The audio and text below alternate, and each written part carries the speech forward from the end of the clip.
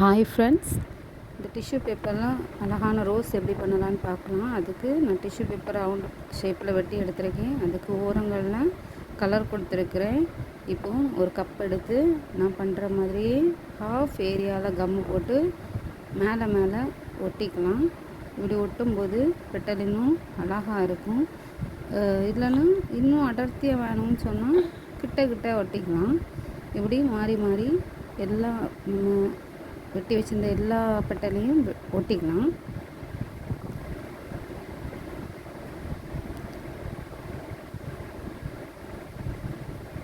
எல்லாம் நம்ம இப்படி ஒட்டி ஒட்டி இருக்கும்போது ஃபைனலாக இதுக்கு மேலே நம்ம ஒரு பேப்பர் போட்டு இதை கவர் பண்ணிக்கலாம்.